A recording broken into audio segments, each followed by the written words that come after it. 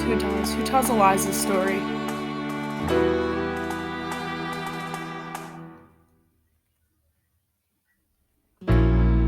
In the late summer on August 9th, 1757, Albany, New York, Eliza was born. She was homeschooled and lived a young life full of luxuries and privileges. Her father, Philip J. Schuyler, was a general in the Continental Army, a politician and a businessman. Her mother, Catherine, was a socialite, and she was born to the prominent Van Rensselaer family. She was born into one of the most powerful political families of the time and was famously known as the Schuylers. Elizabeth was the second child of General Schuyler out of his 7 children. Her ancestors were of Dutch origin, and her entire family was settled in the state of New York many years.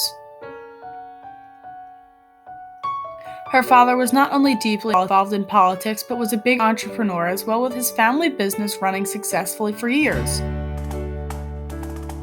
Elizabeth Schuyler Hamilton was lucky enough to have stayed with Benjamin Franklin. When he came to visit America, he chose to stay in the Schuyler mansion. Alexander Hamilton, a dashing aide-de-camp of General George Washington, at the home of Gertrude Contrin, her aunt, wife of John Contrin. For Elizabeth, it was love at first sight, a love that remained strong through the many scandals ahead.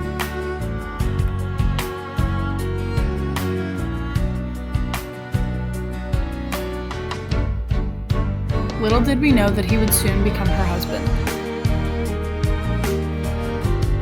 After a few months of courtship and exchange of love letters, Elizabeth and Alexander decided to get engaged and make things official between them. Though Elizabeth belonged to one of the richest families in the country, and Alexander was just a name who had a dark past and a struggling present, the entire Schuyler family saw a great spark, charm, and potential in Hamilton.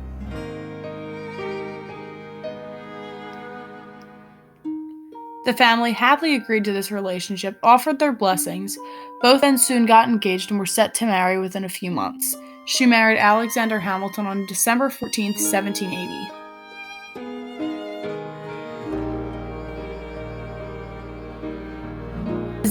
As years and years passed, tragedies flew at Eliza.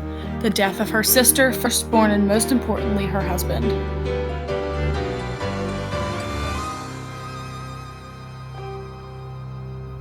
Vice President Aaron Burr had killed her husband Alexander Hamilton in a duel on July 12, 1804.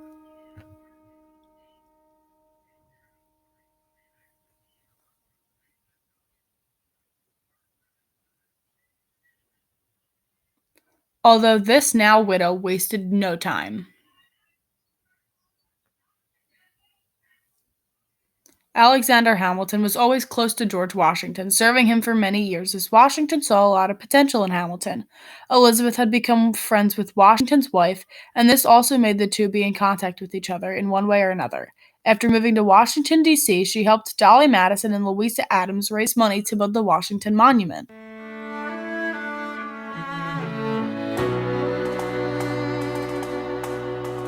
Instead of wallowing in her sorrows about her husband's death, she decided to start an orphanage for lower-class children. The Hamilton Free School, established in northern Manhattan, offered education to students of families who couldn't afford private education for their children.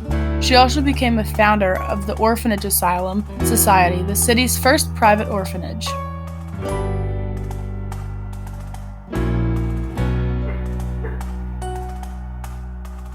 Several years later, she passed away. She passed on November 9, 1854, in Washington, D.C. at age 97. She was then laid to rest with her husband at Trinity Church Cemetery in Manhattan, New York.